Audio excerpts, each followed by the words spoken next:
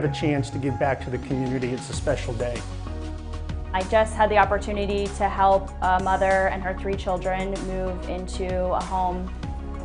So Mobile Mini is actually more than just the leader in secure storage and office rentals.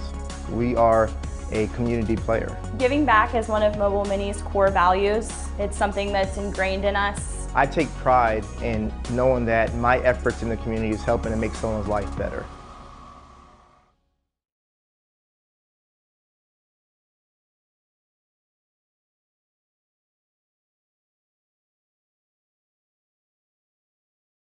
Our family to yours, we promise the best quality in our Scott Farm sweet potato products.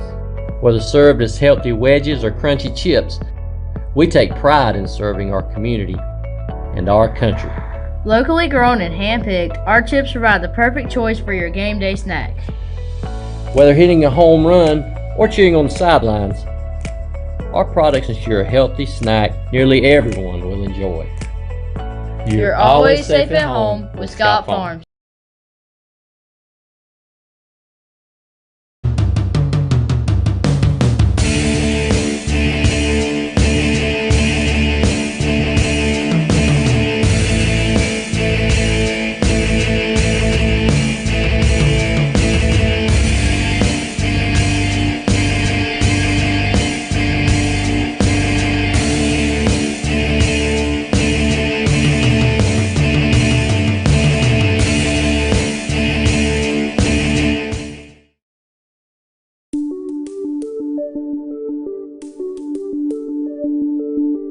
Wilson is leading, showing that you can build a vibrant place in a small town. One thing Wilson's really focused on is becoming a center of innovation. We are creating an innovation zone in our downtown, which will be the epicenter for our community of inclusive innovation.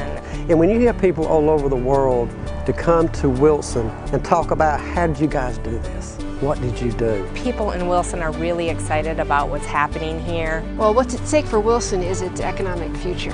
Wilson has the courage and the vision to control its own destiny. Wilson is the leader and will be the leader for this new fiber age that we have, and we're excited about it.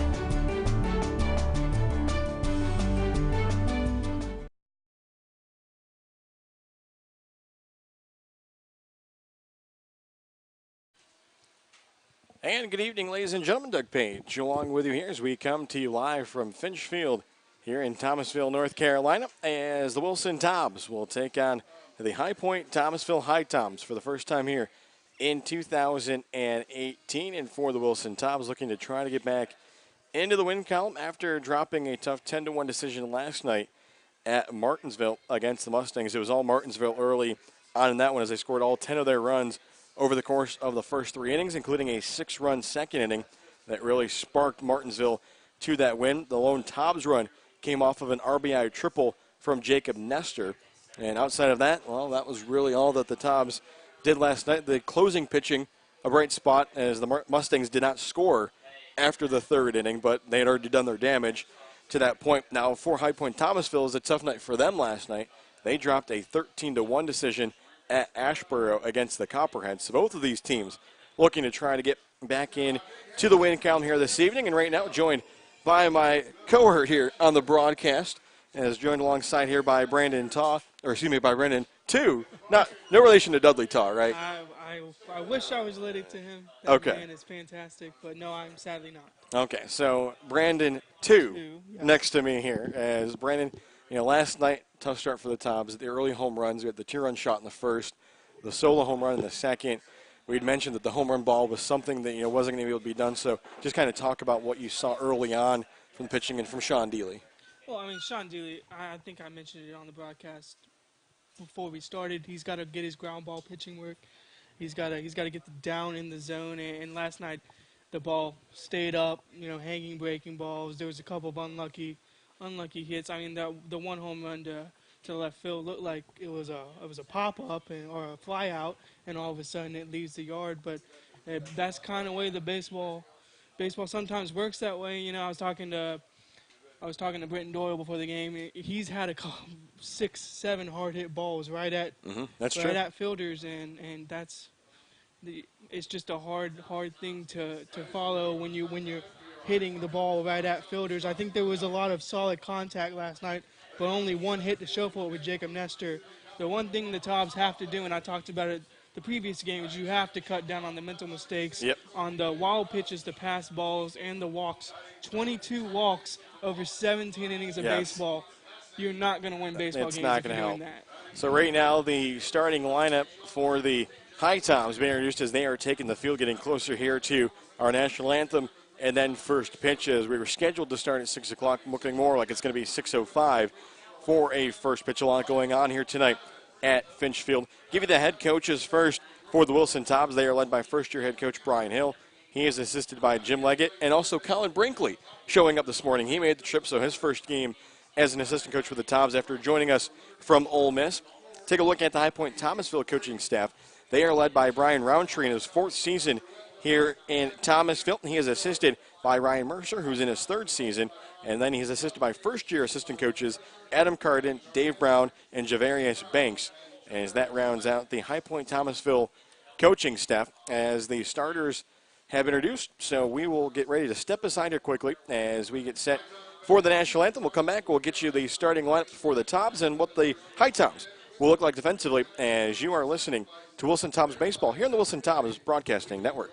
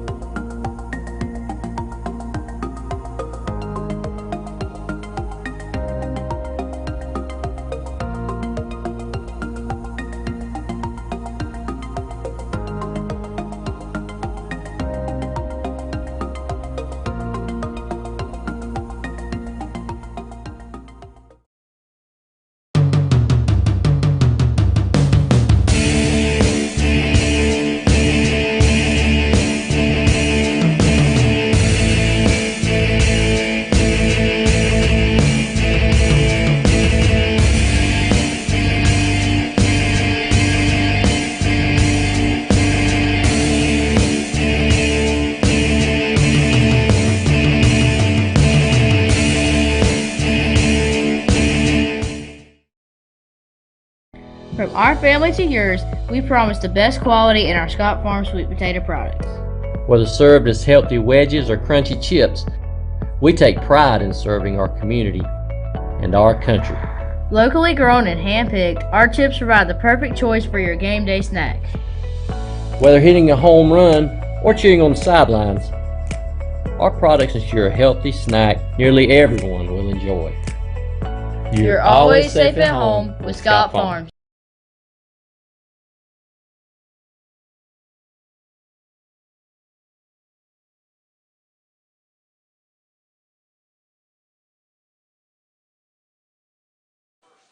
And welcome back, ladies and gentlemen. Doug Page alongside Brandon too as we come to you live here from Finchfield in Thomasville, North Carolina, as it'll be the first meeting of the season between the High Point Thomasville High Toms and your Wilson Tobs as the Tobs come into this game 3-4 on the year. This will be game number 8 of the Coastal Plain League season for them. For the High Toms, it'll be their 9th game as they are 5-3, both teams coming off of a loss in their last outing.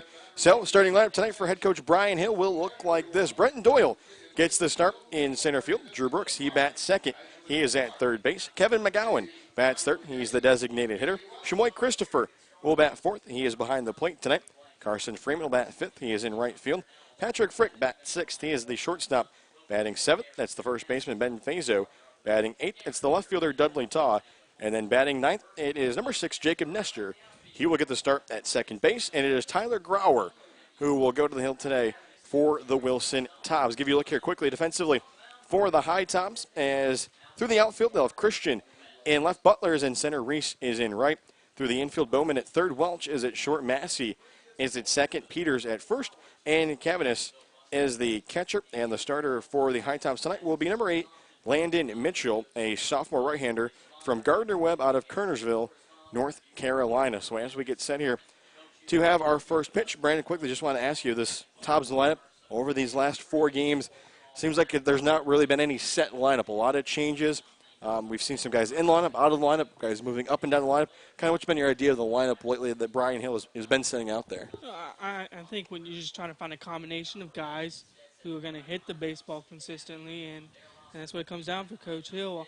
I think there's a couple of consistent guys. You know, Britton Doyle's been in the lineup for most of the season. Drew Brooks has hit the ball pretty well this season. So those guys have been consistent, but it's about finding guys who consistently hit the baseball. And our first pitch is going to be a called strike as our umpires Josh Williams in the field, Adam Sigmund behind the plate here for our contest tonight as our first pitch right at 6:05. And the 0-1 pitch is going to miss up here to Brenton Doyle, as it'll be Doyle, Brooks, and McGowan for the Tobs. Brenton Doyle batting .240 on the year, as he is 6 for 25 at the plate. Lines this one down the right field line. If it's fair, it's trouble. It goes all the way to the wall. Doyle on his horse. He's going for 2. He's going to look third, but he'll pull up. And it's a leadoff double for Brenton Doyle. His 7th hit of the year and his first double of the season for the Tobs. And I mentioned before the game, I was talking to him about it. I think Coach Leggett was even talking to him. He's hit the ball hard this entire season, only batting .240. True, yeah. Because he's hitting the ball hard at fielders, but right there he hits the ball down the line. He was looking at third, but with no outs and the leadoff hitter in the game, it's okay to slow up at second and make sure you get that double. So the Tobs going to try to make something happen here early in the first inning as Drew Brooks steps into the left-handed batter's box, third baseman for the Tobs. For Brooks out of Missouri Baptist, San Antonio, Texas, with an early runner here at second as Landon Mitchell will take a look back, delivers the pitch, and it will miss outside to his catcher as it is Cavanis. Cavanis, a sophomore from UNC Greensboro, out of Greensboro, North Carolina. Here's the offering. That one's going to be fouled off of Drew Brooks. So Drew Brooks trying to see if he can come through here early on for the Tobs. Brooks batting .227 on the year, as he is 5 for 22 at the plate. A home run, 6 RBIs. Obviously 4 of those coming on one swing of the bat for the Tobs back in their season opener in CPL play, and that win against Peninsula. Big swing late in that game. Timely hitting. Yes. Yes, he is up in the count here. 3 balls and a strike. Nobody out. Runner at second for the Tobs. And Brenton Doyle. Mitchell out of the stretch. Delivers the pitch. Swung on. That one's down the right field line. Fair ball. This should score Brenton Doyle. And the Tobs are going to take an early 1-0 lead as Doyle just trots home and steps on the plate. And back-to-back doubles have given the Tobs an early 1-0 lead here at Finch Field in Thomasville, North Carolina. And if you're the Tobs, I mean, one hit last night against Martinsville. They did hit the ball hard to some fielders, but to have 2 ropes down the right field line for doubles to start the game, I don't know if you can ask for a better start from the Tobs. That'll be Brooks' team leading 7th run batted in this season. Tobs now is a team with 25 RBIs. So that'll bring up Kevin McGowan, another left-handed batter in the Tobs lineup. As for McGowan, a junior out of LaSalle from Brookhaven, PA. Pitch here is a high fastball. As the lights turn on here at Thomasville, as some darker clouds moving over top of the ballpark, kind of taking away that sun that we had here at first pitch. Brooks, a pretty good lead out at second. Here's the offering, and again, they go a fastball up and in. McGowan gets tied up. He can't make contact, so he's by on the count 1-2. As it's an early 1-0 lead here in the top of the first inning for the Wilson Tobs. Landon Mitchell takes a look back. His offering is fouled back and out of play. For McGowan, batting .200 on the season, 3 for 15 at the plate with a double, 1 run scored, also 1 RBI. As he tries to see if he can keep the double streak going here for the Tobs, as Doyle and Brooks both with doubles. This one misses up as the first 2 times McGowan can hold off on that pitch, but this time he's able to hold off. And McGowan hitting .200 this season, I mean, that's not entirely indicative of how I feel like a lot of his balls been hard hit too. Yeah, I mean, and also in and out of the lineup, trying to get a rhythm. Here's the pitch, and that one is going to be in there for a called strike 3, just below the letters, as Adam Sigmund rings up McGowan for the first out. And as the skies open up and we get a little bit of rain out here, that's a pitch. It's hard to take. It from is. McGowan.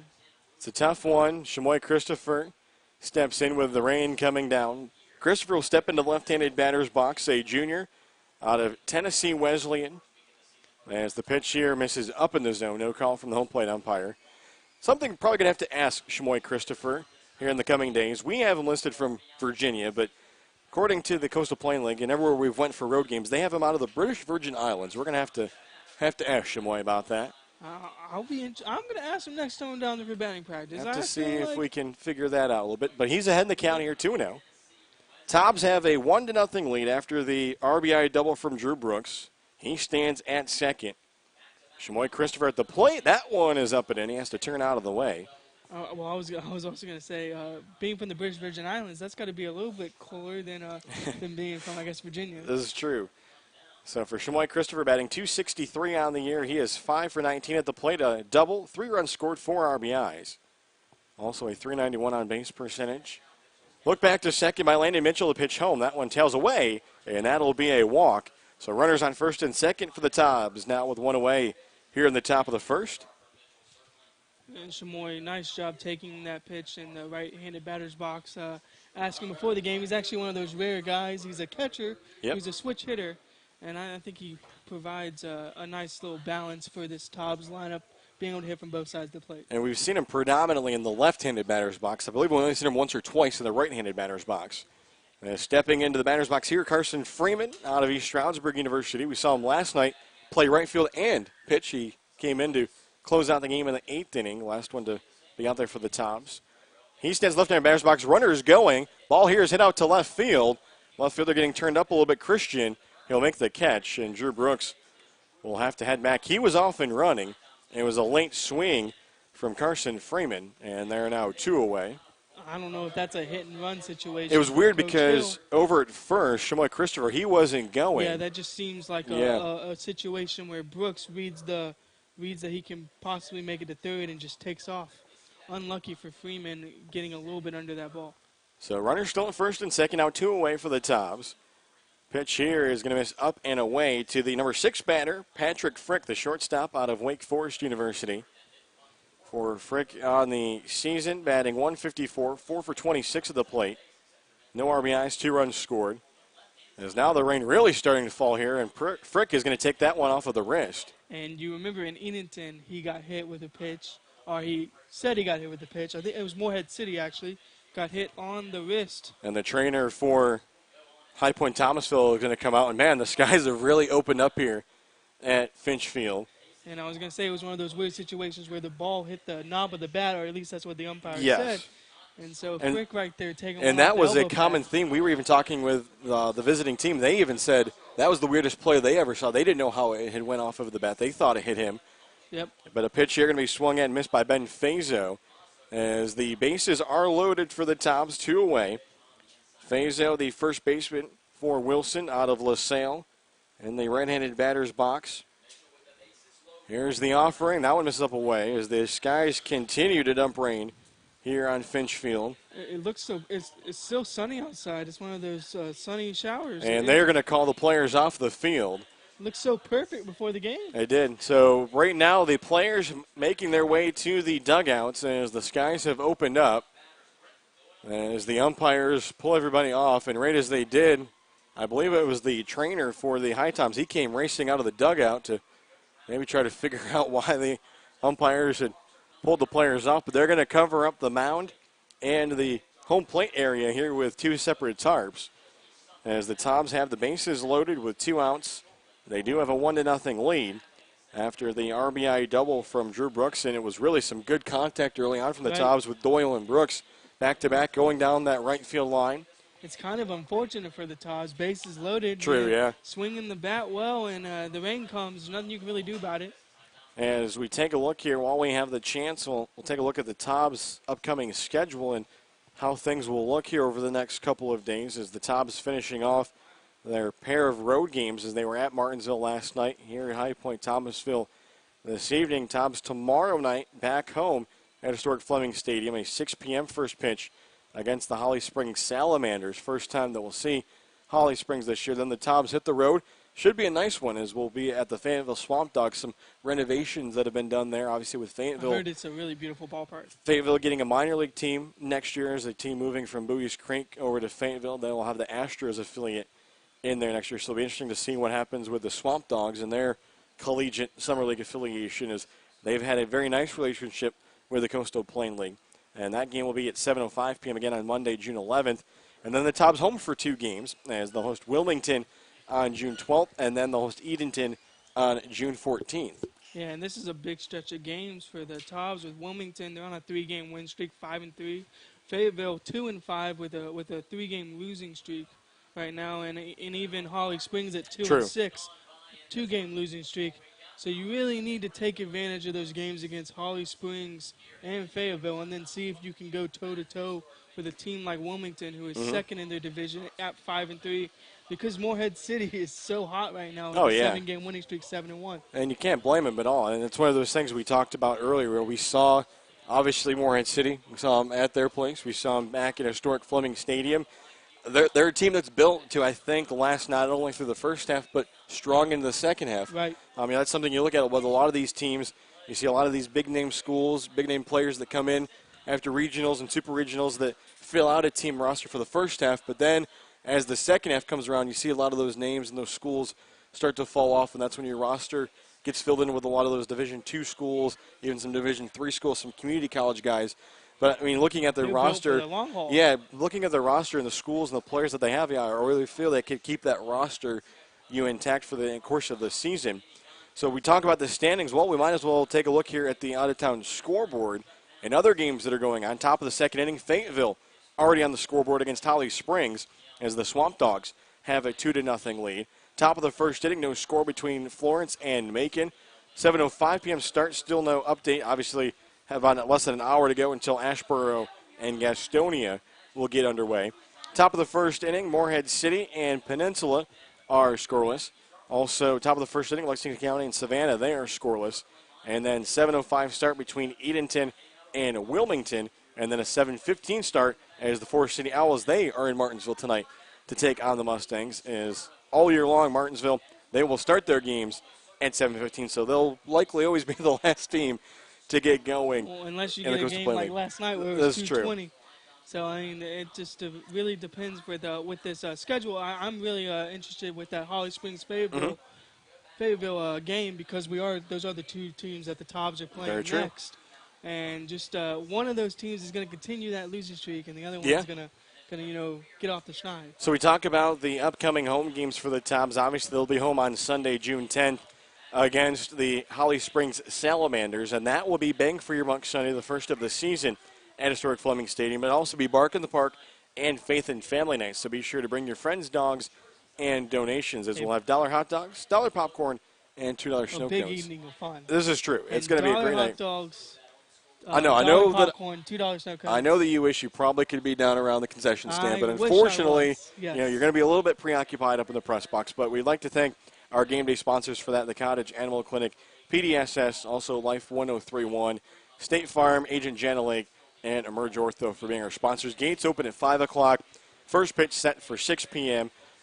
Following that, the Tobs, they'll be away for a little bit, but they'll be home on Tuesday, June 12th. It'll be our third, hard to believe, already our third Tobs All You Can Eat Tuesday of the season. That is courtesy of DeBayou Wilson. We'll also have $2 select Sweetwater pub beers, courtesy of Sweetwater Brewing Company, as we'll host the Wilmington Sharks. First time that the Sharks will come in this season to historic Fleming Stadium.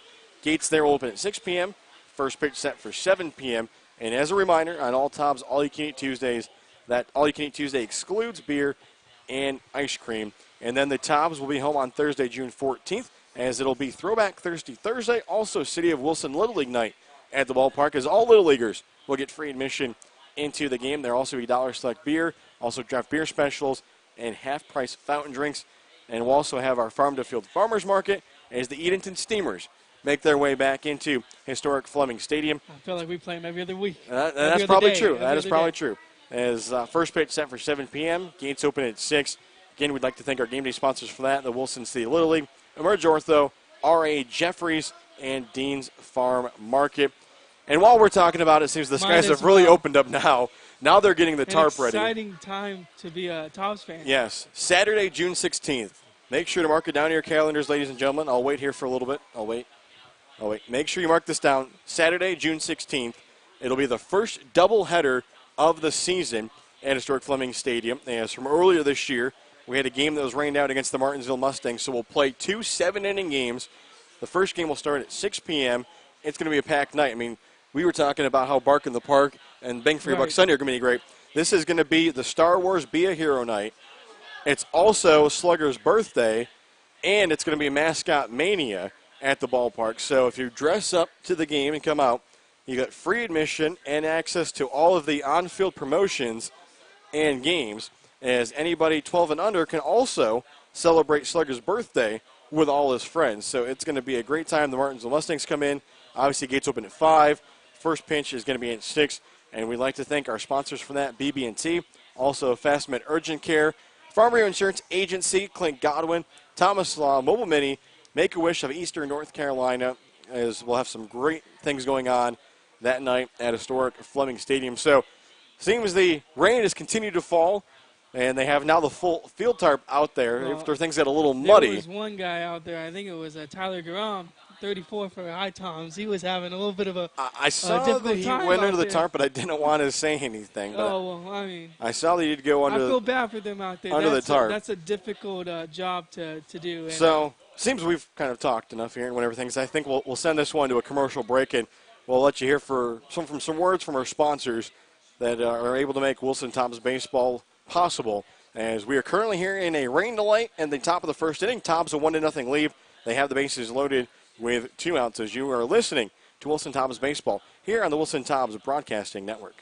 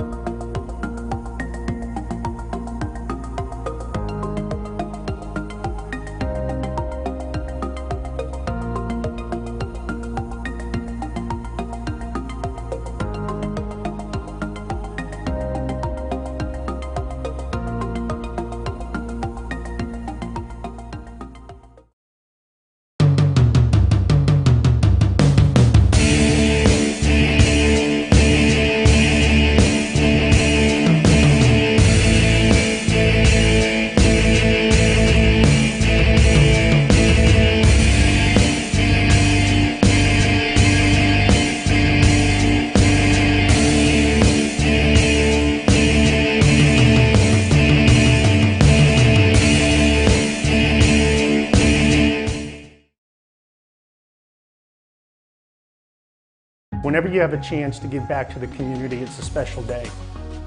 I just had the opportunity to help a mother and her 3 children move into a home. So Mobile Mini is actually more than just the leader in secure storage and office rentals. We are a community player. Giving back is one of Mobile Mini's core values. It's something that's ingrained in us. I take pride in knowing that my efforts in the community is helping to make someone's life better.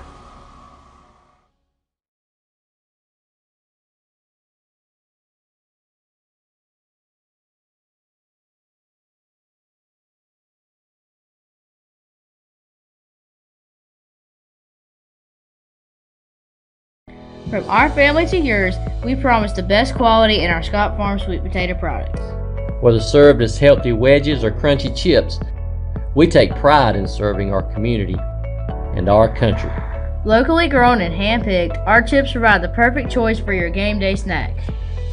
Whether hitting a home run or cheering on the sidelines, our products ensure a healthy snack nearly everyone will enjoy. You're always safe at home with Scott Farms.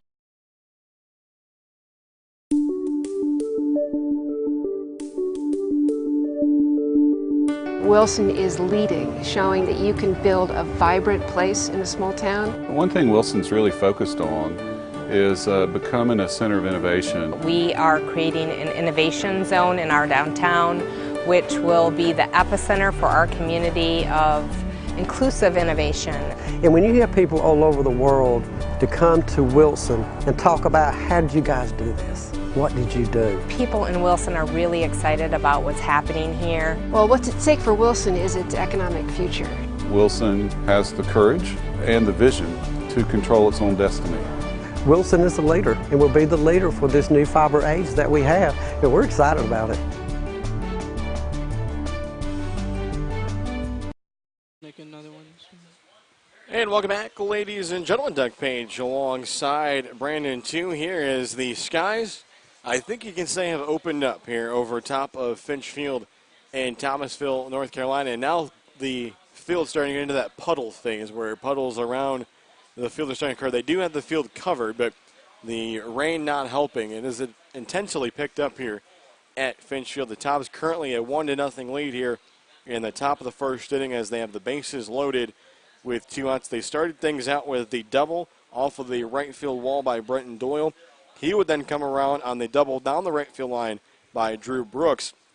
After a strikeout to Kevin McGowan, Shamoy Christopher was able to work a 1-out walk. Carson Freeman hit the fly ball to left. And then right before the umpires pulled the players off the field, unfortunately for Patrick Frick, he took a fastball off of the left wrist. So he headed down to first, and then Ben Fazo was at the plate in a 1-1 count when the umpires had decided to pull the players off, and that's when the skies really decided to open up as they had played through some of the rain. Again, earlier we had given you a look around the Coastal Plain League of what some of these scores had looked like, as it's still a 2-0 lead for Fayetteville over Holly Springs in the top of the second inning.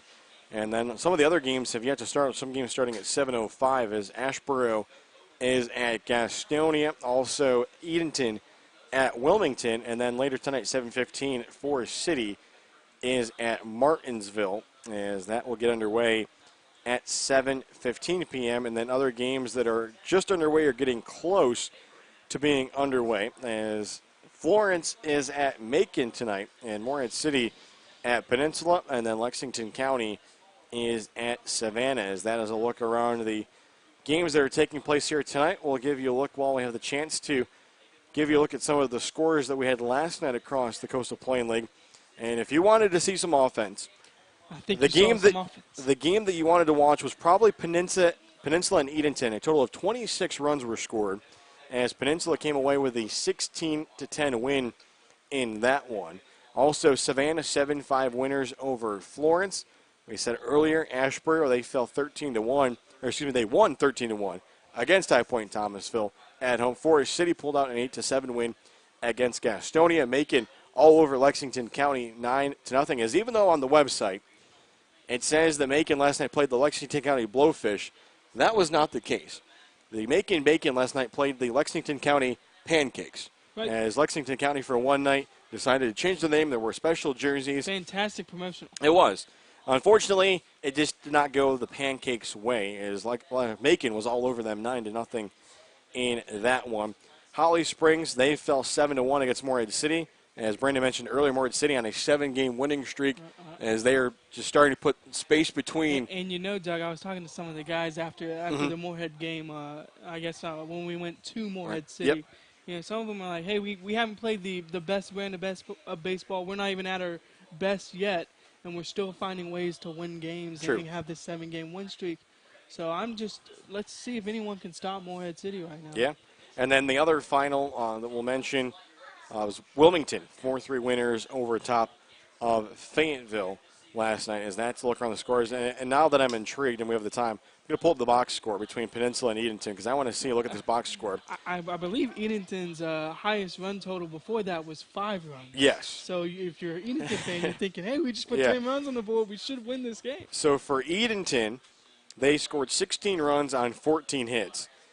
Going into the 7th inning, they had only scored 4 runs. They scored 7 in the 7th, and then they scored 5 in the top of the 9th.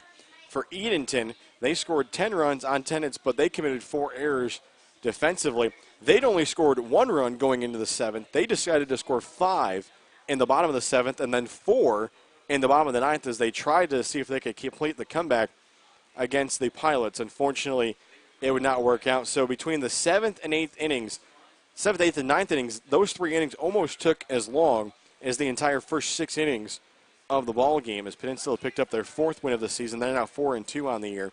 And for Edenton, they fall to 1-6 as their lone win of the season has come against the Tobs, unfortunately. So they are 1-6, Peninsula 4-2, but just a crazy game there as there was 26 runs and 24 hits. Late inning scoring, too. Yes. I don't know if you can have that much late inning output Correct. and not make the comeback, but it's just a tough go for Edenton right now, but hopefully they can get that back on track. And then if you take a look ahead to tomorrow's action, obviously the Tobs will be at home against Holly Springs. Really taking a look at the schedule, and I was looking at this earlier, and I'm kind of interested to see how this is going to happen. Right now, if you look at the league calendar, that says the Catawba, obviously exhibition matchup, Catawba Valley is supposed to be here at High Point Thomasville at 4 o'clock. And then at 7:05, Catawba is somehow supposed to be playing the Lexington County Blowfish. I feel like that's an error which on is, the website. I just don't see how they're going to be able to get from Thomasville, North Carolina, down to Columbia, South Carolina. I think we need to get teleportation yes. in the near future. I'm thinking, though, that we'll have to see what worked out there. Maybe we can even ask, obviously, the High Tom seems we're here, what's going on for that tomorrow. Maybe they take the DeLorean and they go back into the future. But as it is right now, it's 2 exhibition matchups scheduled. The Catawba is supposed to play High Point Thomasville at 4 o'clock and then play against Lexington County at 7:05. So really it looks like the only matchup on the slate tomorrow will be Holly Springs and Wilson, as we'll have that game live, audio and video, for you at Historic Fleming Stadium at 6 p.m. as the Tobs will look to hopefully give the home crowd a good show there in Wilson. And then you take a look to the league calendar on Monday, June 11th. Then we're back into a full slate of games as Martinsville is at Edenton, Florence is at Ashboro, Savannah at Forest City, Holly Springs is at Peninsula, Wilmington is at Morehead City, and then the Tobs are obviously on the road against Fayetteville at 7:05 p.m. And again, we'll try to do our best. We'll let you know if we'll be able to do an audio broadcast from Fayetteville. I would think that we would be able to, with obviously the upgrades that have taken place there. I sure hope so. In Fayetteville, but we will definitely keep you updated. We brought you our first audio broadcast last night. Didn't go the way that we had hoped, but we were very happy with the quality of the audio that we were able to bring you, and obviously that we were able to broadcast. Also have to throw a shout out to the hospitality of the people in Martinsville. It was great last night. Absolutely. Weather was awesome. The weather was awesome. They had a table set up for us. We were undercover. They even had us set up where they host all the drinks for the concession stand. Told us we couldn't have any, but we kept a good eye. Looked like a convenience store. It did. But it was just a great setup, and even though our vantage point down the first base and right field line was kind of blocked off, and then my vantage point of third base was blocked by this big light pole, it really was a great atmosphere. It was Bark in the Park for Martinsville.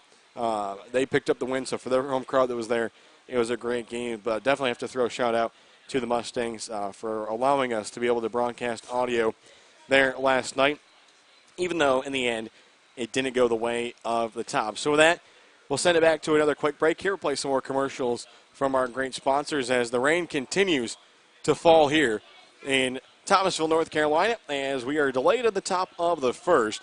A 1-0 lead for the Tobs as you're listening and watching as well, because you're going to be watching the commercials, to Wilson Tobs Baseball here on the Wilson Tobs Baseball Network.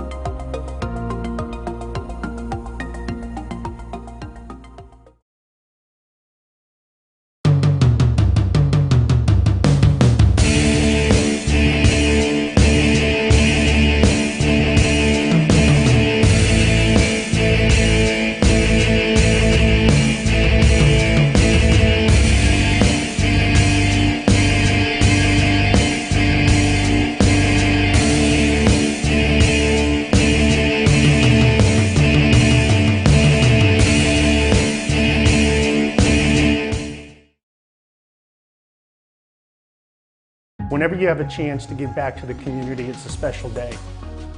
I just had the opportunity to help a mother and her 3 children move into a home. So Mobile Mini is actually more than just the leader in secure storage and office rentals.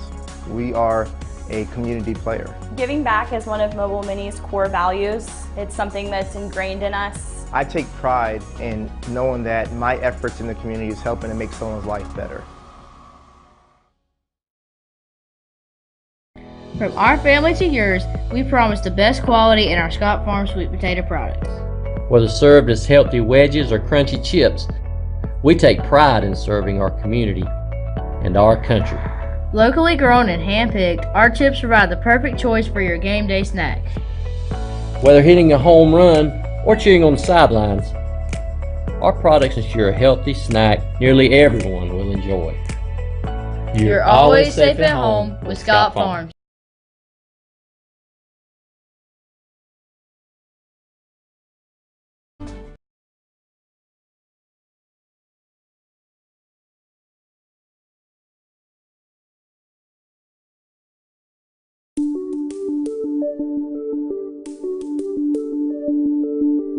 Wilson is leading, showing that you can build a vibrant place in a small town. One thing Wilson's really focused on is becoming a center of innovation. We are creating an innovation zone in our downtown, which will be the epicenter for our community of inclusive innovation.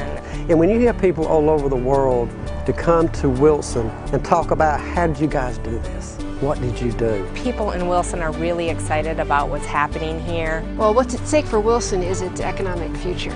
Wilson has the courage and the vision to control its own destiny.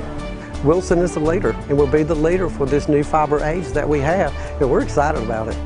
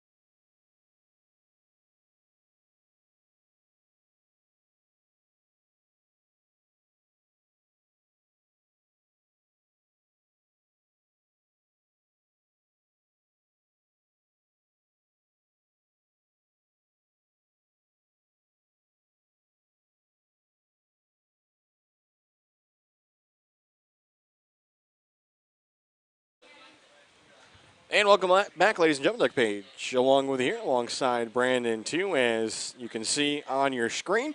Thanks to the nice job of the artwork there by Brandon, too. Rain delay is what we are in. I actually probably could say monsoon. Storm delay. Storm delay. Looks like a little swimming weather out there. You got some ponds forming, but we are in a rain delay here in the top of the first inning. Don't know if we're going to be able to get back to baseball. I mean, it is 6:40, but haven't had a chance to look at the radar. Really don't want to because I feel like it's going to be nothing but rain. But I don't know if we're going to get back to baseball here this evening. But that doesn't mean we can't talk about baseball still on the broadcast. And Super Regional time is in full swing here. One of the best times of the year. It is. And there was a team from Chapel Hill in action today hosting a home game. And Brandon has a little more info about UNC and what they were able to do today. Yeah, 7-5 today. Game 2 of that Super Regional. UNC playing against Stetson. Stetson actually had the best winning streak in the country, 22 games until yesterday. True. Or 2 days ago. Yeah. UNC beat them in dominating fashion, kind of. They came out swinging the bats well. They snapped that win streak, and then UNC today, the bats come out and they're swinging in the first inning, get up 4-0. But this UNC team, it's not what it usually is for this Chapel Hill team. When you usually think of a Mike Fox Carolina baseball team, you think of pitching. Yeah, that's this true. Team is a swing first team, a team led by a lot of batters, and actually it's one of those interesting notes. It's a team that had a record 10 guys selected in the MLB draft. Granted, the first guy that was drafted was Cody Roberts in the 11th round. They don't have the names like Dustin Ackley or Andrew Miller getting drafted in the early rounds. But this is a talented bunch of guys from Chapel Hill, and they're their first team moving on to the Super Regionals in Omaha. Yeah. And there's a couple of other teams. Tennessee Tech, I saw, was up in their Super Regional, and Duke as well is about to get underway in their Super Regional action. So a lot of exciting baseball and college baseball. And really this summer league, you got the influx of guys coming from the Super Regionals, the regionals.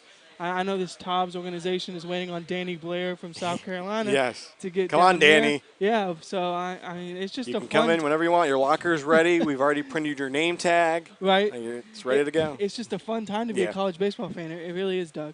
And, we talk about the Super Regionals and UNC and college baseball and getting that time of year. Obviously, the Major League Draft just happened this past week. That was a great time. A lot of college players and high school players are realizing their dream, by being drafted and getting that call or seeing their name on the screen, whatever maybe how they found out. But it was just a great 3 days to watch and see and obviously be around.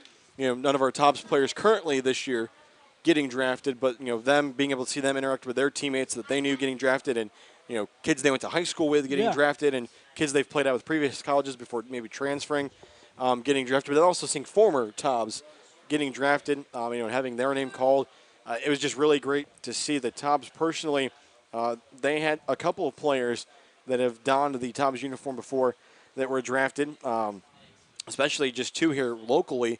One being Trent Fennell from Barton College. He was taken by the Colorado Rockies, so he was able, to see his dream realized, and that was just great, especially having, working over at Barton, being around him this year. That was obviously, a great experience, and just so many great players. I'm trying to pull up the list here. I know that I had the list here of all the players. Yeah, I know Fennell was ecstatic to be taken Correct, from Barton, yes. And I know Barton baseball was happy as well. And just I guess the interaction of guys, we were talking a couple guys on the bus, like, hey, I played with that guy in high school. He's about to get drafted, number 3 overall. Yes. Like that's big time for a lot of guys in collegiate baseball. So some of the former Tobs that have been drafted in this 2018 first-year player draft: Ted Stuka along with Alex King, also Carson Teal, Kaysen Sharon, and also Jared Janzak were drafted. So congratulations to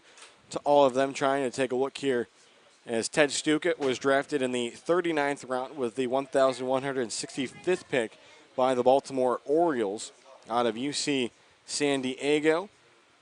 Also, it looks like Alex King was taken in the 35th round with the 1,059th pick by the Arizona Diamondbacks out of St. Louis University, as all these pitchers kind of running together. And then also taking a look at the next one that we have, looks like Jared Janzak out of TCU. He was taken in the 32nd round, 961st pick by the Anaheim Angels.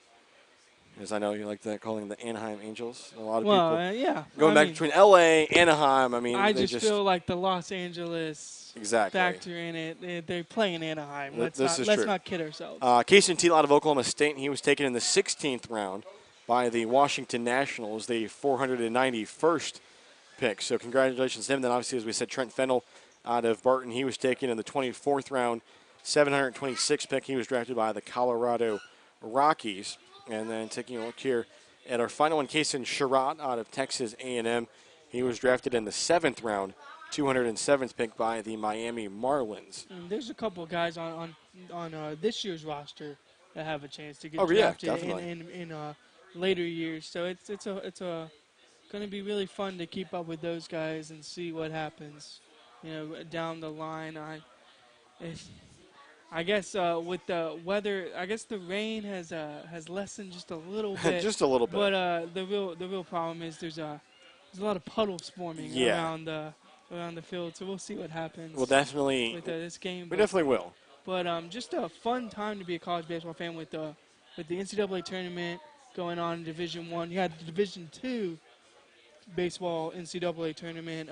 I guess 2 weekends ago in Cary, North Carolina. That was a fun time.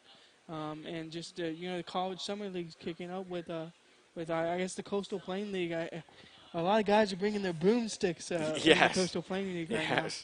As we'll give you a look here at some of the other games that are taking place across the Coastal Plain League this evening. It's a quieter night, Doug. It is. Top of the third inning, Fayetteville holding a 2-1 lead against Holly Springs, and that is really the only game that is officially underway besides our game here, as Florence and Macon squaring off tonight, along with Ashboro, Gastonia, Morehead City and Peninsula, Lexington County and Savannah, Edenton and Wilmington, and then Forest City and Martinsville are the other games that'll be on tap this evening. And even though Forest City and Martinsville are saying they're on the top of the first, they've got their stats going, because we know that game does not start until 7:15 p.m. this evening. Again, we talked earlier about some of the upcoming home games that you'll be able to make your way out and attend at historic Fleming Stadium. The first opportunity will be Sunday, June 10th, as it'll be Bang for Your Buck Sunday, Bark in the Park, and Faith and Family Night. Bring your friends, dogs, and donations. $1 hot dogs, $1 popcorn, and $2 snow cones, as the Tobs welcome in the Holly Springs Salamanders. Gates open at 5. First pitch set for 6 p.m. as the Cottage Animal Clinic, PDSS, Life 103, State Farm, Agent Jana Lake, and Emerge Ortho, the game day sponsors for that one. And as someone who co-runs the social media, bring your dogs out. Definitely. Bring them out. Bring them out. I'll get you pictures, and it's going to be a fun time at the ballpark. I'm gonna really enjoy that one. And then after that, Tuesday, June 12th, it'll be another Tobs All-You-Can-Eat Tuesday, courtesy of Bayou Wilson. This is our third one. It is. We'll also have $2 select Sweetwater pub beers, courtesy of Sweetwater Brewing Company, as the Wilmington Sharks come into town for the first time this season, as gates will open at 6, game time at 7, along with the Tobs All-You-Can-Eat Tuesday. Remember, that excludes beer and ice cream. And then on Thursday, June 14th, it'll be our Throwback Thirsty Thursday, along with City of Wilson Little League night at the ballpark. All Little Leaguers will get free admission. We'll have $1 select beer, draft beer specials, half-price fountain drinks. Also, Farm to Field Farmers Market, courtesy of Dean's Farm Market, as the Edenton Steamers are at the ballpark. Gates open at 6, game time at 7, as we'd like to thank Wilson City Little League, Emerge Ortho, R.A. Jeffries, and Dean's Farm Market for sponsoring that night. I was going to point out I pointed out last night with the unbalanced schedules, this actually might be the only time fans get to see Holly Springs or Wilmington, so make sure you come out and watch those teams take on the Wilson Tobs. Yes, essentially, if you don't want to see anybody from the CPL North Division, obviously other than the Tobs, those would probably be two good opportunities to do so. and Wilmington and Holly Springs. Wilmington at the top of their division, and Holly Springs is always a fun team to keep their eye on. I think this is their 3rd year in the league, so a young team, but a fun Mandermania. team to watch. Right? Yeah, I know you've been wanting to say that. Ah, so. yes. Yes, Mandermania. And then also the Tobs, their first doubleheader of the season at historic Fleming Stadium, will come on Saturday, June 16th, as they'll play 2. I guess we can do hashtag Tobs play 2, right? Ernie Banks. This is true. Shout out to Ernie. So we'll have a Let's play doubleheader. 2, Tob. We'll have a doubleheader against the Martinsville Mustangs. Gates will open at 5. Game will start at 6. We'll have 2 7-inning games, as it'll be Star Rose Beer Hero Night along with Slugger's Birthday and Mascot Mania, as anybody that dresses up can receive free admission, and then you'll have access to our on-field promos and games, and you can also help celebrate Slugger's birthday with all his friends, and I know that that's set up to be a great night. Yes, Slugger's ready. A lot of friends. Yes, Slugger is ready, and he wants to try to have as many of his friends there at the ballpark. We hope to see a bunch of kids. Obviously, we hope to see them every night at the ballpark, but hope to see a lot of kids there, especially for Mascot Mania and Slugger's birthday. As we're getting an update about tonight's game. It looks like they are talking about rain tickets, so to me,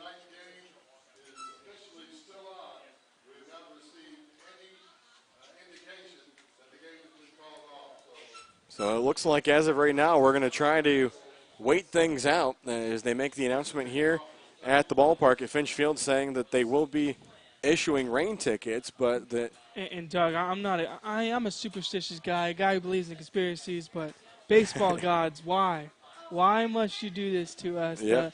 The Tobs brought their bats tonight in the top of the first inning, leading off with a pair of doubles, and then they got the bases loaded with 2 outs, and the rain kind of opened up, kind of slowed things down for the Tobs. So true. So we need to get the contact info from Macon. This is true. To see who they called, yes. because apparently they called somebody to get them some help. So we'll get in touch with Macon. This is true. As the Macon Bacon in their inaugural season as a member. A fun social media account. Yes, a fun social media account that they run, the Macon Bacon. They are in their inaugural season. They won their first ever home game, first ever game. They defeated the Savannah Bananas, but then things got a little tough for them. They ran through a little tough patch, not able to pick up some wins, and so they put a call out to the baseball gods wanting to know what was going on, what they needed to do. Win streak. And, yep, now they've won each of their last 2 games. As like I said, the other night they picked up a win against the Lexington County Pancakes, even though that was the Lexington County Blowfish, but they were playing as the Pancakes for a game. So as of right now, the last announcement that came over the PA system was that as of right now, no indication that right now they don't foresee the game being able to be started at some point. We don't know when that might be, but as of right now, they have told fans that rain tickets are available, but the game still is officially on. There's not been a word about any type of cancellation or talk about maybe moving it to the next time that these 2 teams play in the first half or a mutual off day. We already saw that happen once this year where the Tobs and the Steamers were supposed to play on a Sunday. Both teams ended up having a mutual off day the next day on Monday, and so both teams ended up playing there in Edenton on Monday when both teams ended up having an off day. So far to this point, the Tobs have not officially had an off day. Their first one would be on Wednesday. It seems the Tobs ended up playing on that Monday, June 4th, and ended up playing the Edenton Steamers. So we'll go ahead. We'll play some more commercials again. We'll try to see if we can get a better idea of any talk about a resume time here at Finch Field as you are watching and listening to Wilson Tobs Baseball here on the Wilson Tobs Baseball Network.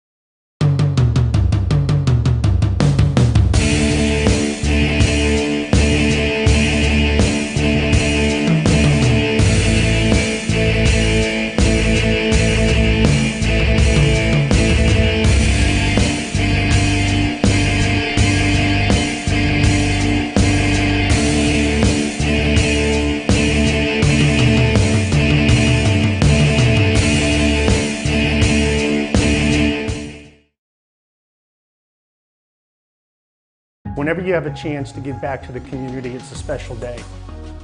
I just had the opportunity to help a mother and her 3 children move into a home. So Mobile Mini is actually more than just the leader in secure storage and office rentals. We are a community player. Giving back is one of Mobile Mini's core values.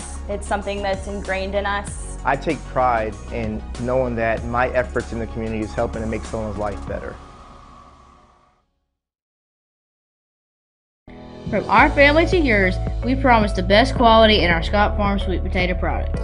Whether served as healthy wedges or crunchy chips, we take pride in serving our community and our country. Locally grown and hand-picked, our chips provide the perfect choice for your game day snacks. Whether hitting a home run or cheering on the sidelines, our products ensure a healthy snack nearly everyone will enjoy. You're always safe at home with Scott Farms.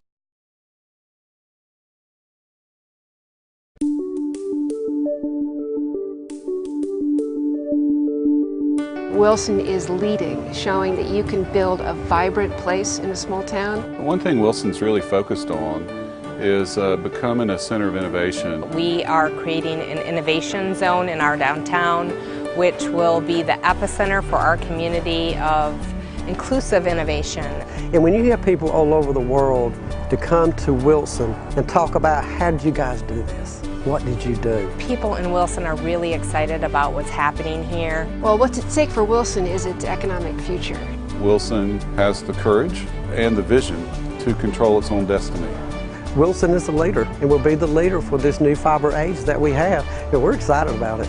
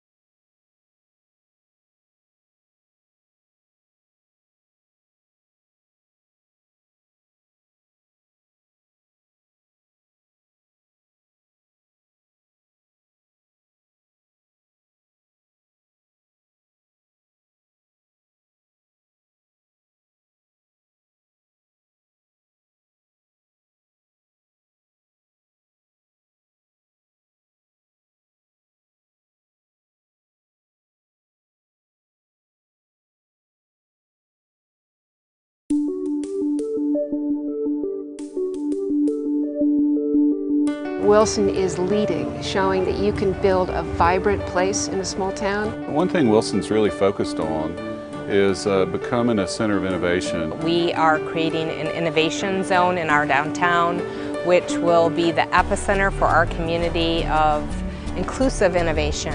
And when you have people all over the world to come to Wilson and talk about how did you guys do this? What did you do? People in Wilson are really excited about what's happening here. Well, what's at stake for Wilson is its economic future. Wilson has the courage and the vision to control its own destiny. Wilson is the leader and will be the leader for this new fiber age that we have, and we're excited about it.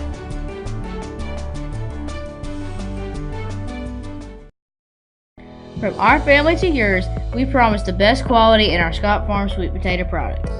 Whether served as healthy wedges or crunchy chips, we take pride in serving our community and our country. Locally grown and hand-picked, our chips provide the perfect choice for your game day snacks.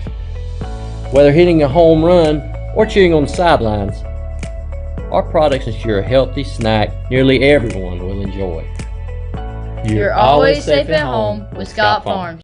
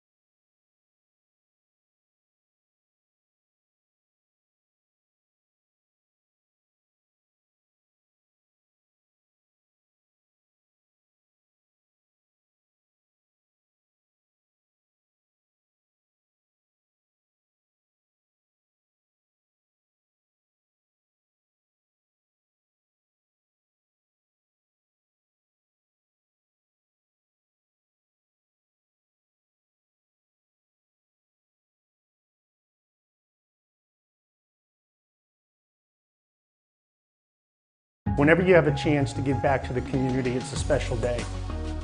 I just had the opportunity to help a mother and her 3 children move into a home. So Mobile Mini is actually more than just the leader in secure storage and office rentals. We are a community player. Giving back is one of Mobile Mini's core values. It's something that's ingrained in us. I take pride in knowing that my efforts in the community is helping to make someone's life better.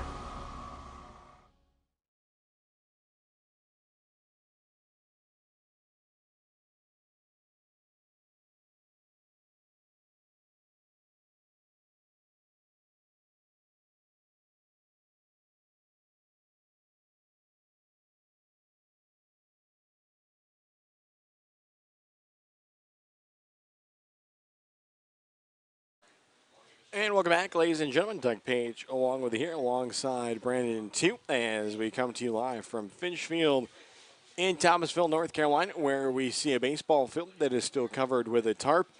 We still see puddles, and unfortunately, we still see rain falling into those puddles.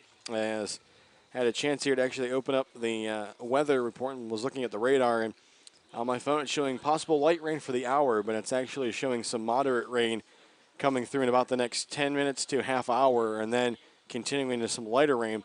And looking on the radar, it looks like it's not going to clear up until about 9 o'clock is when it clears up and then is clear for the rest of the night, as it's a 100% chance of rain up and through about 8 o'clock, and then from about 8 to 9, it's about a 45% chance of light rain. As, like I said, the rain continuing to fall, and as it stands right now, the Tobs have a 1-0 lead, as they were able to score a run on the RBI double from Drew Brooks after Brenton Doyle started things off with a double, and then the Tobs would be able to load the bases up after a 1-out walk to Shamoy Christopher, and then a 2-out hit batter as Patrick Frick was able to head down to first. And then with Ben Fazo at the plate, the umpires pulled the players off in a 1-1 count, as this guy's really had opened up and just started quickly to make the field unplayable. They first had covered up home plate and the pitcher's mound and just had those covered for a little bit. And then I think they quickly realized. Yeah, and then the skies really opened up, and the tarp was off the field for just a little bit, so the infield did get a little muddy. But then they shout out to the High Toms players. They got it out there getting quick. it out there quickly. Yeah. And so there still are puddles looking around the field.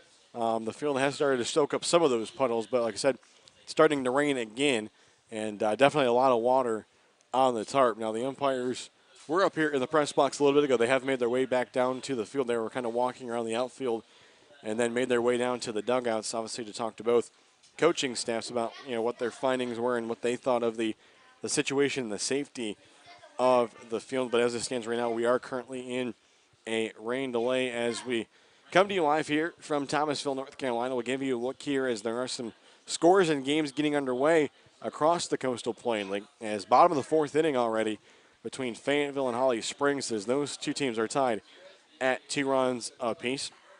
Top of the first inning, a quick start for the Ashboro Copperheads as they are out to a 1-0 lead against the Gastonia Grizzlies.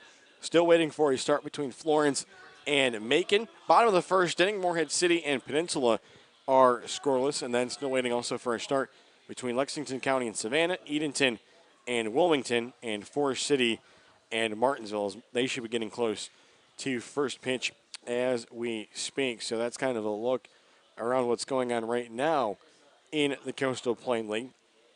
But really not all that much going on here at Finch Field, as the Tobs and the High Toms hoping that they can get back to play. But I guess you got nothing better to do. Switch on over to Fayetteville, Holly Springs. That looks like a fun game. I mean, they're already in the bottom of the fourth inning, so that right there is a win. But they're in the bottom of the fourth inning. We're with Macon. I think we tweeted at them. We're with them on this whole rain thing. Nobody's ordered this. We knew baseball had rain. We didn't know it had this much rain. Exactly. So it looked like Fayetteville, they scored 2 runs in the top of the first to take an early lead. And then Holly Springs just chipping away. They scored a run in the second and a run in the third. In that one, so taking a look, actually looks like it was a 2 RBI double for Fayetteville in the top of the first inning. And then there was an error by Fayetteville in the bottom of the second that allowed a Salamanders run to score. And then an RBI single from Holly Springs in the bottom of the third inning that was able to get that game tied up. So 2 runs, 5 hits, and an error for Fayetteville, and 2 runs, 3 hits, no errors for Holly Springs. And that is a crucial game if you're a Tobs fan. You want to see how both of those teams are performing because those are the next 2 games up on the schedule with us playing Holly Springs tomorrow and then traveling to Fayetteville later on in the week. That is true. And now another update. And so far, it looks like the team you don't want to play is I think Ashboro. Ashboro has brought their hitting sticks. They are out to a 4-0 lead in the top of the first inning, and this comes just a day after. Runs last. Yeah, this comes a day after that they were able to put up 13 runs on the board against High Point Thomasville. So they definitely do not have a problem with bringing the offense. We'll pull up the stats there as that game, I believe, is still in the top of the first inning. We'll give a look here. And it looks like it was a 3-run home run that put them up. They are still in play, 2 outs in the inning. But a 3-run home run has extended their lead to 4-0 in the top of the first inning as that 3-run home run for the Copperheads coming from Nick Cece, the catcher for the Copperheads. So a nice start to the game for him. Putting an emphasis on power hitting catchers. That is true. And so those are the only score updates that we have right now for you across the Coastal Plain League. As I said, the other games. The only thing I can think of, Doug, is that Tobs about the Thunder tonight, and where there's thunder, there's rain. This is true. Luckily, we didn't see any thunder or lightning. It wasn't that type of storm that moved through. I was talking about the hitting. But, well, that too. But, I mean, at least with the weather, it was just the rain. It wasn't, anything that was crazy. Because I guess you could say they brought their rain sticks as well. Well, they that brought too. their rain sticks. Yes, that is definitely true. That they yeah, go ahead. So we're going to say right now both teams, at least the Tobs, the players from the High Toms, they quickly jetted and made their way towards their locker room. We did see some of the players make their way back out as they had some squeegees with them, and maybe in case some field work was going to start taking place. We do see a couple players just relaxing in the dugout. Yep, right the now. Tobs are in the dugout. That was their only option because the bus is over beyond the right field line. So there really was no option for them to be able to take time out and head over to the bus. So they have just decided to hunker it out in the dugout over on the third base side. And Mr. Doyle getting a little check out there on the field. Yeah, earlier saw Shamoy Christopher out there. Obviously, with being the catcher, that's going to be his area. So he was out there kind of checking it to see what things looked like. But there are a little bit of standing puddles right now in the field. And I guess we should catch people up on what the field actually looks like, because it actually is an interesting viewpoint since people can't see it. True. There's a left field fence, and there's actually a steep, hill on the way up to the left field fence, all the way across left field and into center field. So it's a unique experience at this ballpark if you're a left fielder. I was going to say, I feel like the word unique is going to be based on who you ask about, especially if there's somebody playing left field. They may not say unique in their description of it. But, we were talking earlier about some of the past players for the Wilson Tobs that had gotten taken in the 2018 Major League Player Draft. But talking about the Coastal Plain League as a whole, there were 100 former players or current players that were drafted in the 2018 Major League Baseball Draft. And the top players, I'll say, of those was former Wilmington Shark Alec Baum. He was taken off the board, selected number 3 overall by the Philadelphia Phillies, playing for the Wilmington Sharks back in 2016. Yeah, that was a high draft pick. He has a plus flow as they tweeted out, that the hair flowing. The 100 players drafted in the first player draft. It speaks volumes, doesn't it? Yeah, it speaks volumes to the Coastal Plain League and how it's the premier college summer collegiate baseball league, and I'll say one of the most premier in the entire country. It definitely is the premier one in the Southeast, and with all these teams from Virginia, South Carolina, and North Carolina. And I actually have a story, and I hadn't heard about this until Alec Baum was drafted.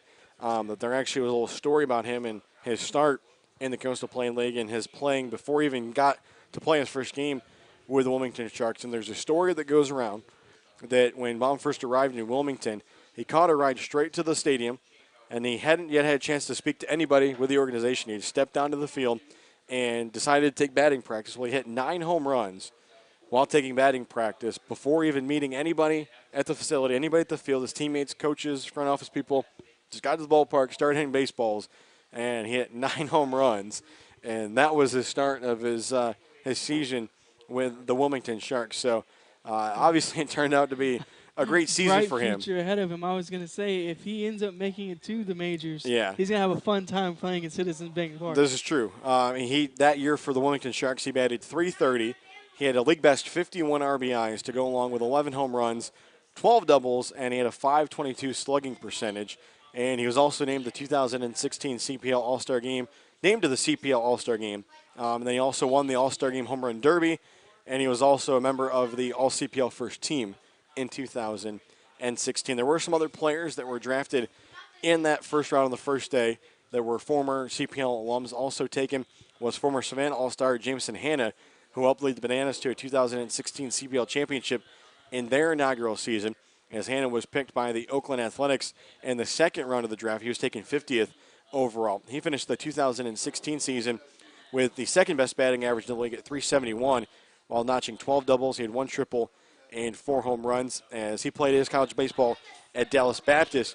And the outfield there, he was a catalyst for the team all season, as he scored 34 runs and had 34 RBIs for the Bananas in their inaugural season. It's one of those things, kind of fortunate enough. In 2016, I spent some time in the Coastal Plain League. I was with the Florence Red Wolves, and I was actually able to see both of those players play. And I think they definitely come as advertised. That is for sure. Out of the two of those players, definitely remember seeing Jameson Hanna the most, playing the Savannah Bananas. And if a freak of nature could be a word used to describe him, that would be one I would use. Physically looked different. He looked intimidating the first time that I saw him when he came off of the bus there in Florence, South Carolina. And I saw the Bananas for the first time in their inaugural season. And, he had that look to him of, like, this kid's going to be playing baseball at a higher level for, a good time coming. So those were just two of the players that were taken on the first day that had suited up for teams in the Coastal Plain League. Now, in total, 15 of the current 16 CPL Club Sol players selected in the 2018 draft, with the only team not having a player selected being the Macon Bacon, who are currently in the midst of their inaugural season. So obviously they were not able to have any alumni or current player. They could have had a current player drafted, but they were not able to have any alumni drafted. Now, the Wilmington Sharks, they led the way with 11 former and current players selected, and Holly Springs, they came in a close second, as they had 10, and then you had Peninsula, who had 9 players drafted, followed by Edenton and Savannah, who each had 8 players drafted in the Major League Baseball draft. Then if you take a look here at the complete list of all the current players and the alumni that were drafted, it was pretty good for Savannah going in the second and fourth rounds, as Jameson Hanna was taken in the second round with the 50th pick. Ryan Jeffers out of UNC Wilmington, he was drafted by Minnesota. He played in Savannah in 16. He was drafted in the second round, 59th overall pick. And then on the fourth round, 133rd pick, Adam Scott out of Wofford was taken by Cleveland. He also played for Savannah.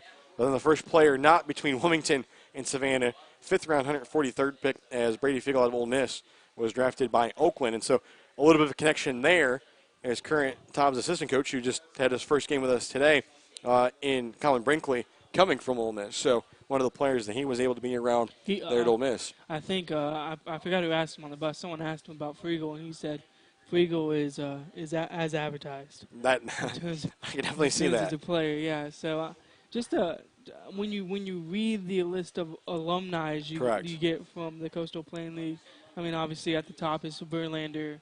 They even mentioned like Russell Wilson and guys like that. But you just look at guys in the past 3 or 4 years, it's a lot of talent coming out of the Coastal Plain League. And then obviously the highest Wilson player that went was Kason Sherrod out of Texas A&M. He was drafted in the 7th round, 207th pick by Miami. He played for the Tobs back in 2015. Then Peninsula and Lexington, they got into the mix. They had some players that went off of the board. And then Holly Springs, same thing. They had some players that went off the board as well. So it was just a great overall draft for all of the Coastal Plain League teams and their former players and their current players as well. And we actually saw that happen when we were in Morehead City. They had a pitcher that was scheduled to start that night and then came into the press box. He actually had to have his phone plugged in the press box because he had gotten drafted, and so many people were texting him and calling him and messaging him that his phone was quickly dying, and he Kept was scheduled. blowing up, yeah. He was scheduled to start that night, and then they had to obviously scratch him because he was trying to figure out about getting transportation to try to get out of town. I think he said he had a plane ride in in 2 hours he had to catch. So, that was obviously a great atmosphere there. He had realized his dreams, about moving to the next level. So, some positive here is the lights on.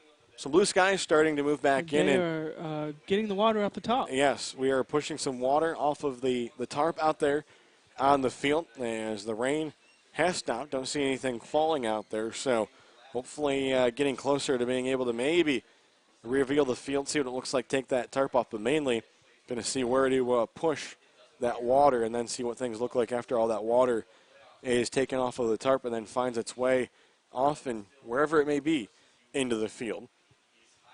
As it is a 1-0 lead for the Tobs here in the top of the first inning, still under a rain delay as first pitch was at 6:05, and we got all the way down to the number 7 batter in the Tobs lineup before the players were called off the field.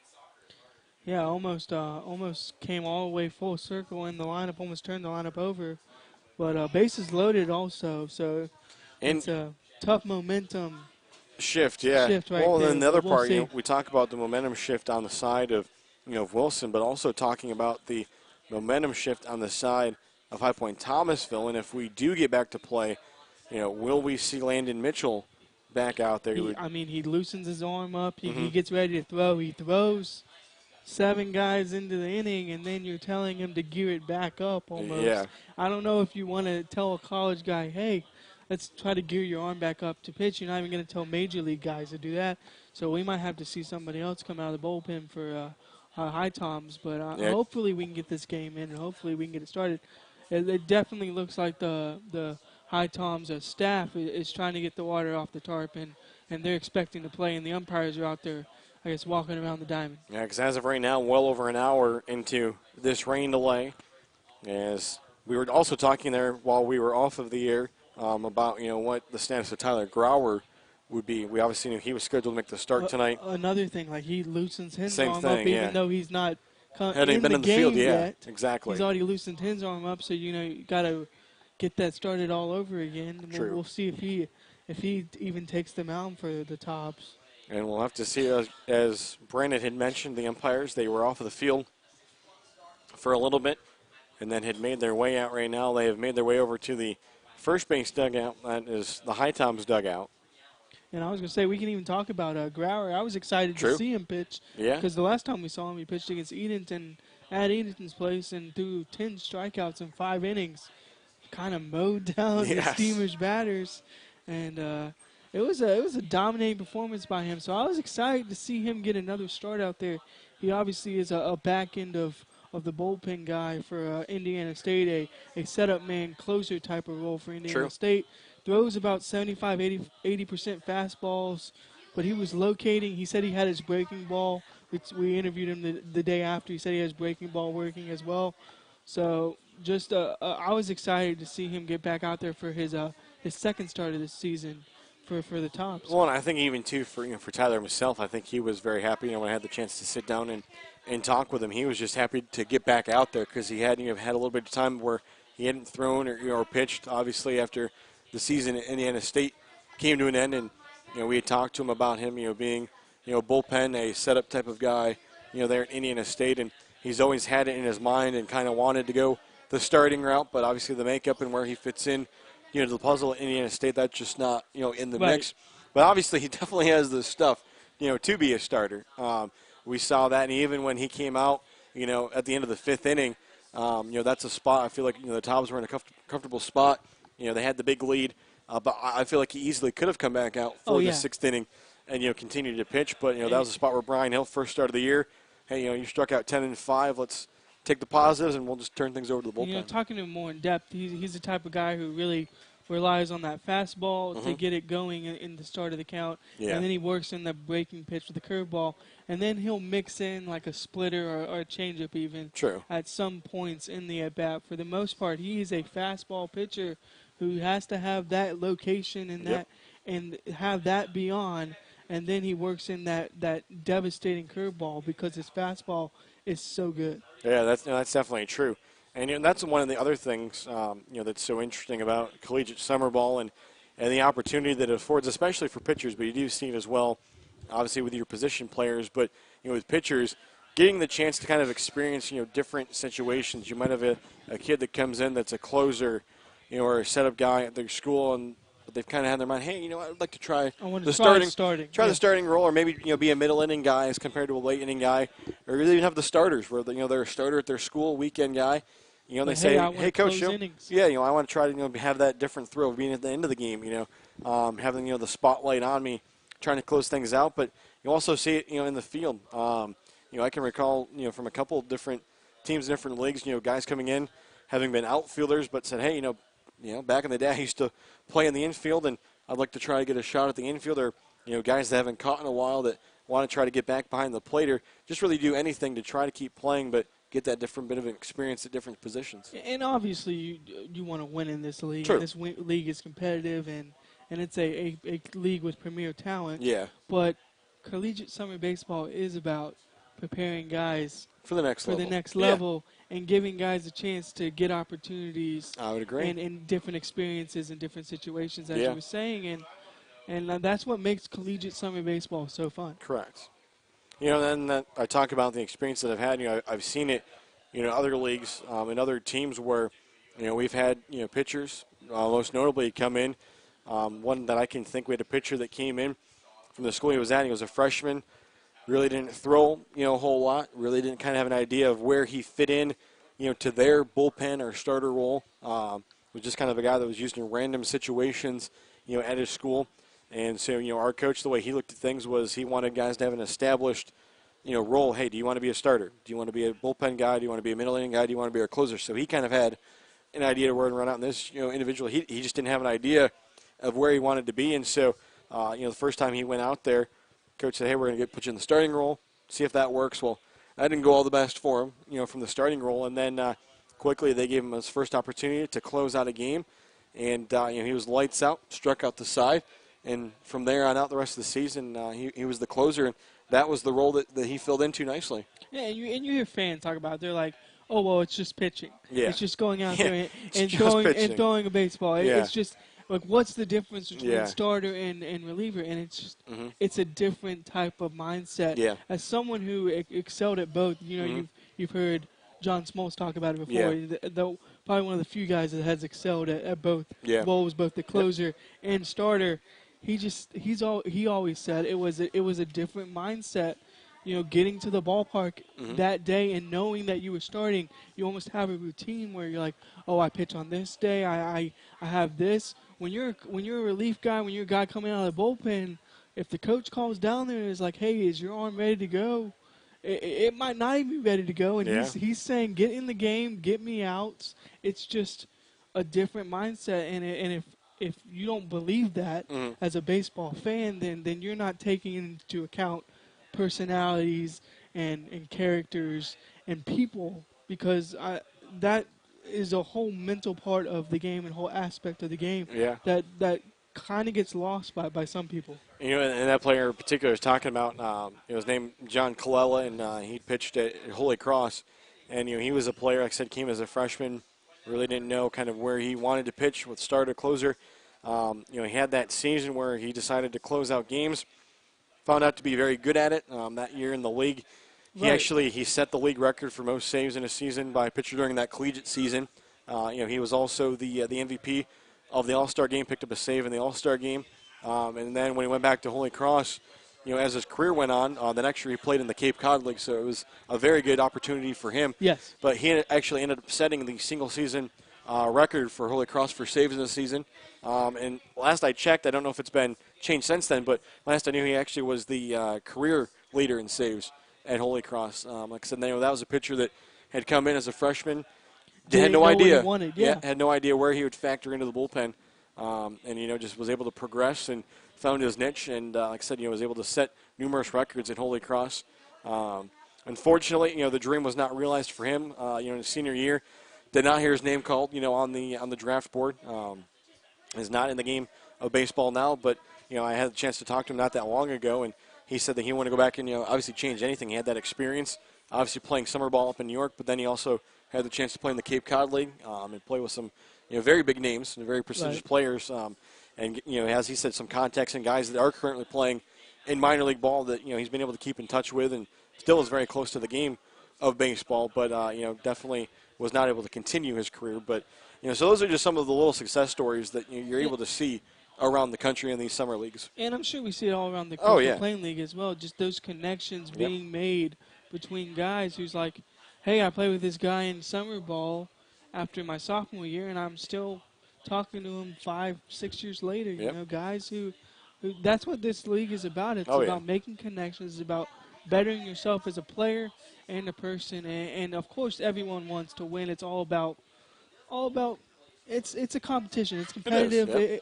It's about putting wins up on the board, but at the same time, this league is about more than just the win column and just baseball specific in terms of, hey, give us the best chance to win. Give guys opportunities to do things in different situations. This is true.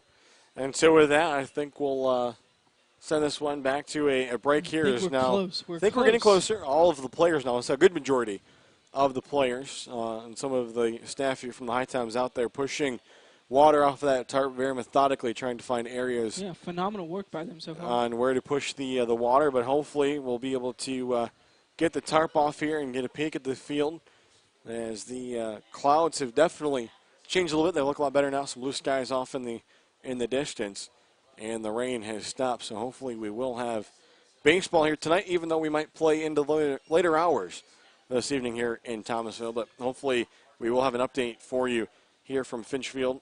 And Thomasville, North Carolina is currently still in a rain delay in the top of the first inning with the Tobs up 1-0 against the High Point Thomasville High Toms. As you are listening to Wilson Tobs Baseball here on the Wilson Tobs Baseball Network.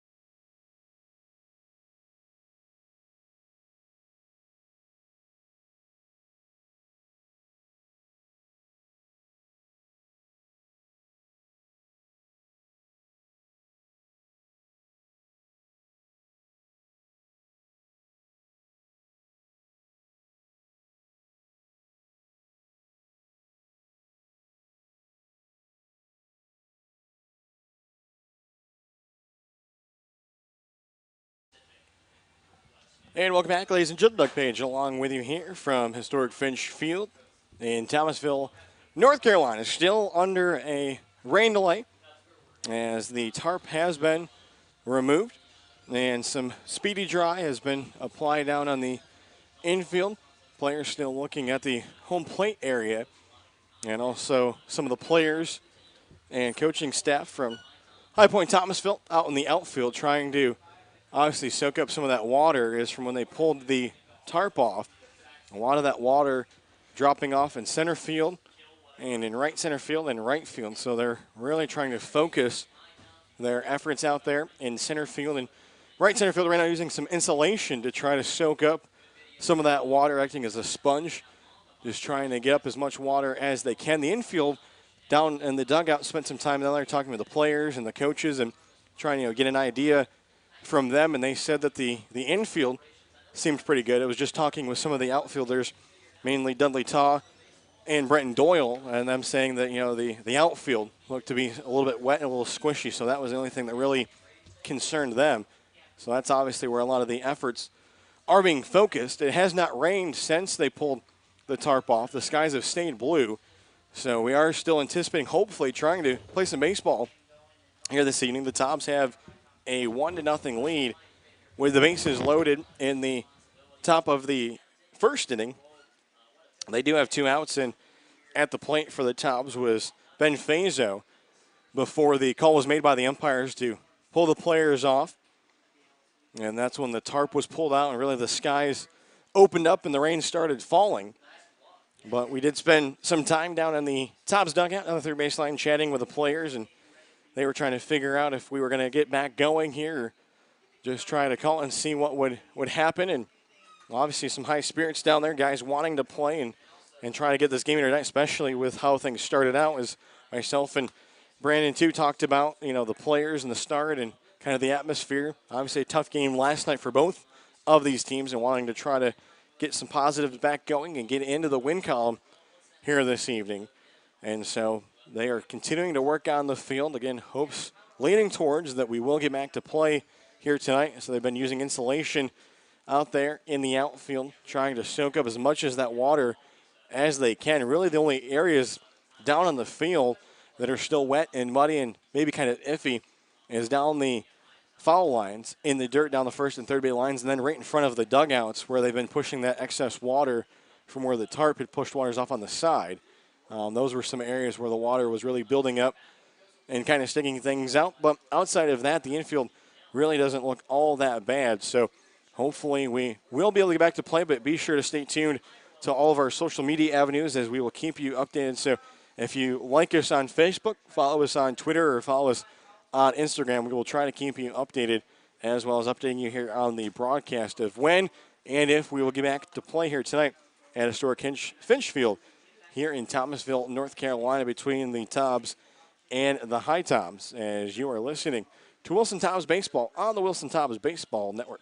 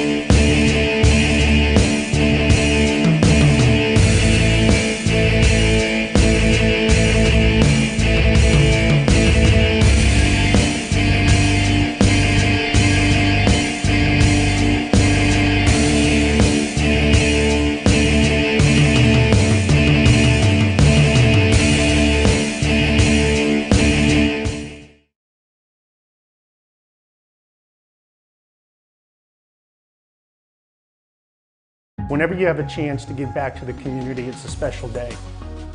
I just had the opportunity to help a mother and her 3 children move into a home. So Mobile Mini is actually more than just the leader in secure storage and office rentals. We are a community player. Giving back is one of Mobile Mini's core values. It's something that's ingrained in us. I take pride in knowing that my efforts in the community is helping to make someone's life better.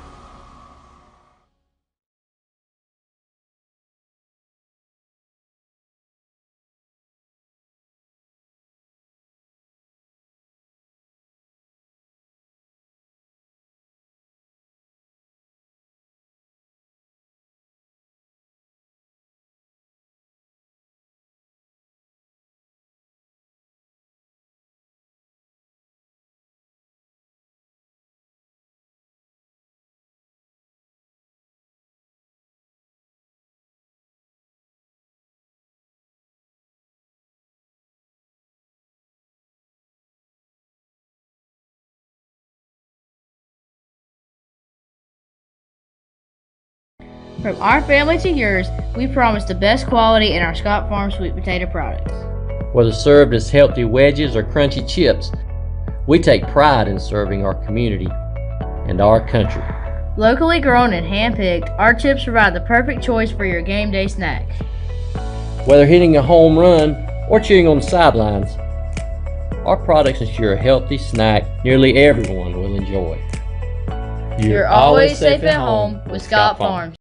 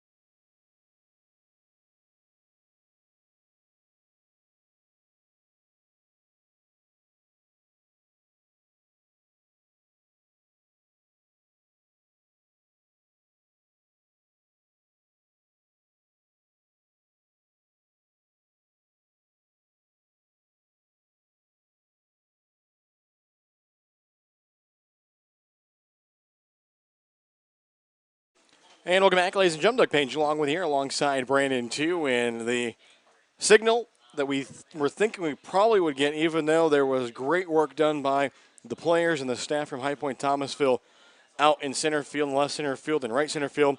The umpires signaling up here to the press box that tonight's game has been postponed despite all of the efforts from all of the umpires and all of the players and the staff to try to get this thing back going.